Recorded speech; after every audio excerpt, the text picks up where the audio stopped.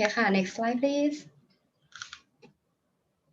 Okay, I will tell you the whole stories about BMS code and also touch a bit about breastfeeding. Sorry if many of you have already listened to this story for many times.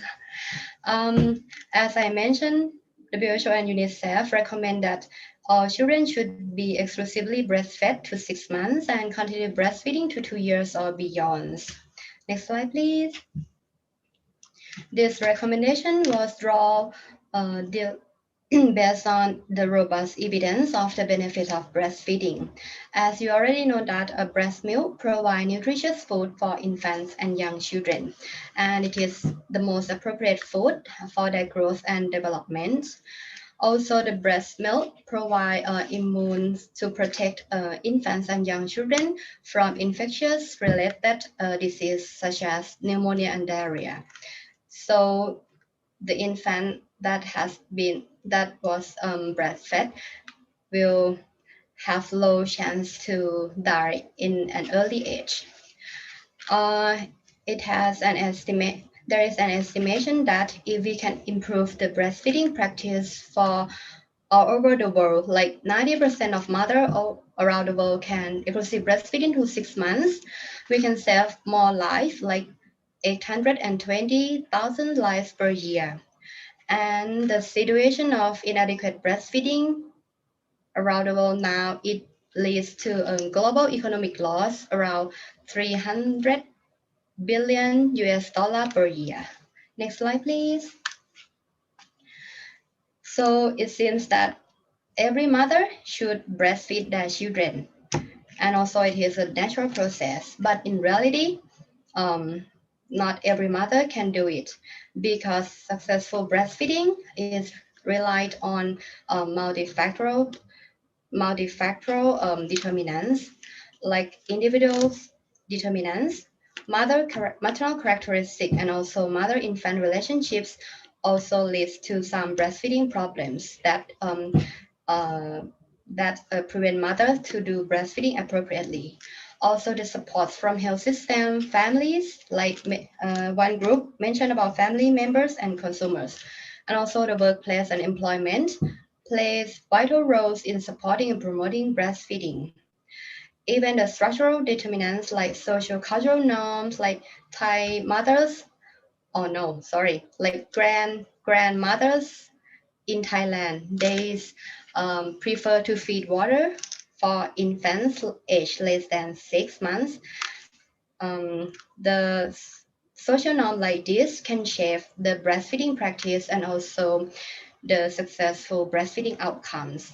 Market context like BMS strategic promotions also shape the consumer perception and the decision to use BMS instead of breast milk. Next slide, please. WHO has set the global target, which align with the SDG target. By 2030, they expect that 70% of babies under 6 months old around the world will be exclusively breastfed, but the current situation is not so good. Only 41% of baby age during 6 months can have been exclusively breastfed during the first 6 months in 2019. And it seems like the global situation is far from the target, and we cannot achieve unless we put more effort to promote some effective interventions. Next slide, please. I just want to tell you the history of infant formula marketing a little bit. Infant formula that we are very used to it was firstly invented in 1860 by the chemist, one of the chemists. His purpose in inventing the formula was to save life of many children who have no mothers and they have no breast milk to be fed. But after the success investment of the infant formula, Henry Nestle invented Nestle Milk Food and established his company. Sorry. And infant food was like was expands to be manufacturing products, and they aims to promote their sales and their profits. They try to make trust among consumers by engage medical association and health professional in their images and their brand royalties. So mothers tend to use BMS instead of breast milk during that era. And in 1960, the statistics show increased infant mortality rate for those bottle-fed formula. It could be linked with like poor sanitations, like poor quality of water that has to be used when you use infant formula. However, this situation leads to an increased expenditure of infant formula for family members, as well as the health expenditure for the countries that the majority of mothers use infant formula. So in 1980s, it is the beginning of the global fight for protecting breastfeeding and a global call for recall breastfeeding as a natural choice or natural main choice for infant feeding. And then BMS code was adopted in 1981. Next slide, please. I would like to show you some examples of leaflet or advertisement that was broadcast in Thailand in the past. You will see that there is an image of health professional in the documents. Next slide, please. And also the advertisement of infant formula, they always try to persuade consumers to believe that the baby that were fed by formula can have a normal growth and good development, like they use the smile pictures of the baby. Yeah. Next slide, please. So the global fight was evident in the WHO documents. Um, look back at 1974, the WHO noted the general decline in global breastfeeding rate. And then in 1978, the WHO recommend member states to prioritize the regulation of inappropriate sales promotion of infant foods, which led to the joint meeting in 1979 by the WHO and UNICEF. They invite public organizations and member states, NGO, infant food industries, and also experts in marketing science and health science to join the meeting. Next slide, please. And they come up with some recommendations. The recommendation from joint meeting of WHO and UNICEF was endorsed in WHO 33rd, and the World Assembly called for the development of international code to provide guidance to member states to control the promotion of breast milk substitute. The call at 1980s led to the drafting process for 1.5 years before the WHO 34th in 1981 adopted the WHO resolution 34.22 by voting system.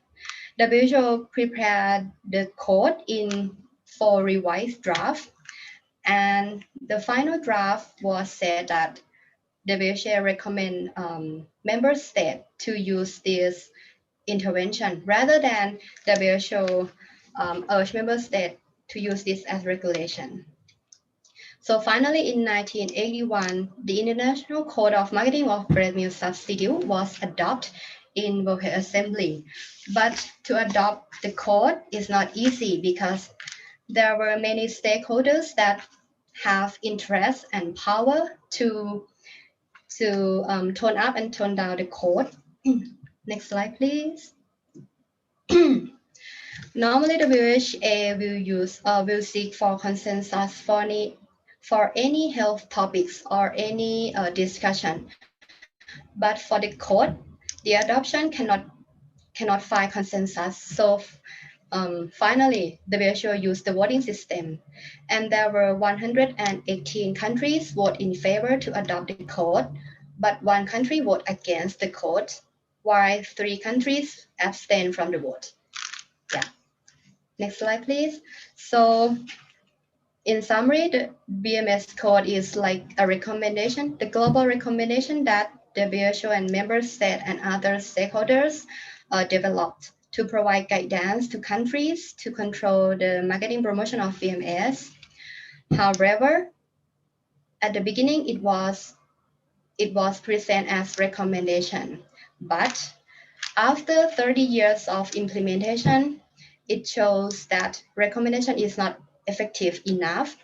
So there are the call to strengthen the code to be like regulative measures. Next slide, please. Next slide, please. Yeah, Thailand is one of the countries that advocate for the strengthening of the BMS code to be not only the recommendations but should be a regulations, because Thailand adopt the code from 1981 into a national level voluntary code in 3 versions. But because it's just the recommendations, many industry violate the codes and they got no punishment. So it seems like we have no tools to protect mothers and families in receiving information about BMS. Next slide, please. And as a result, our breastfeeding rate was the lowest among countries in Southeast Asia region.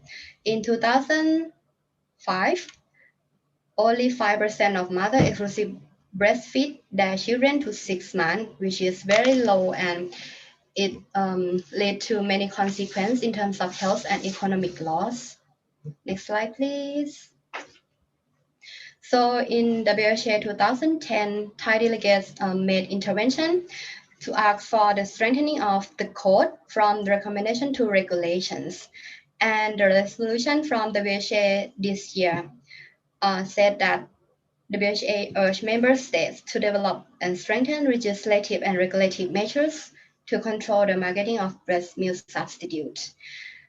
The resolution from the WHO is called as a small success for Thailand, and then we bring this resolution back to our country. Next slide, please. Next slide, please. We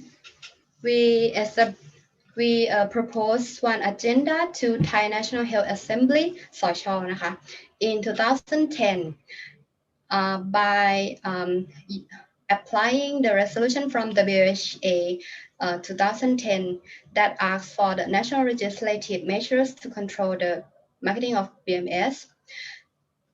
After the working committee proposed this agenda in National Health Assembly, the National Health Assembly adopt this resolution and asked the MOPH to develop national legislative measures to control the marketing of BMS. And also they asked for the study of the maternity leave extension from 90 days to 180 days. Next slide, please. After we got the National Health Assembly resolutions, the Cabinet approved and ordered Ministry of Public Health to implement this resolution. So the drafting group and drafting process was established since 2012, and it took around 4 years until it got the first draft to disseminate to the public. And in 2016, the Cabinet allowed the Ministry of Public Health to submit the draft law to the Office of the Council of the State, which means Grissadika. However, during these 4 years, there are a lot of arguments and a lot of oppositions towards the draft. Some stakeholder might say this draft is bullish. Some stakeholder might say this draft limit the freedom of the families and the children. However, the Office of the Council of the State, they asked for more evidence to support the legitimacy of the draft law. Why Thailand needs the law to control the marketing promotion of the product for children aged 0 to 3 years. And then Thailand took the advantage of WHA 2016 again to seek for advice and evidence. Next slide, please.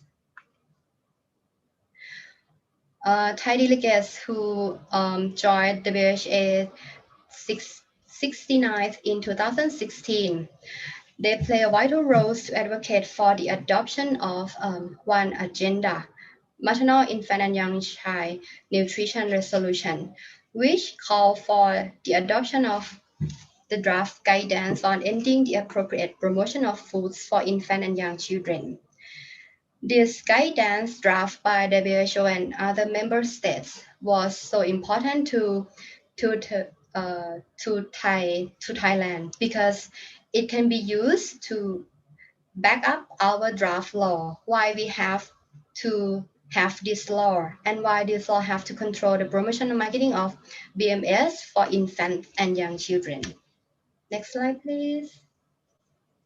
However, to successfully get this draft resolution is not enough because in World Health Assembly, there were, I have to say, there were a big fight between two groups of member states. Dr. Valaipon, Dr. Taksapon, Dr. Varisam may help me add up details later about this fight. I was taking maternity leave at that time, but my husband Joy and he is a focal point to fight for this agenda.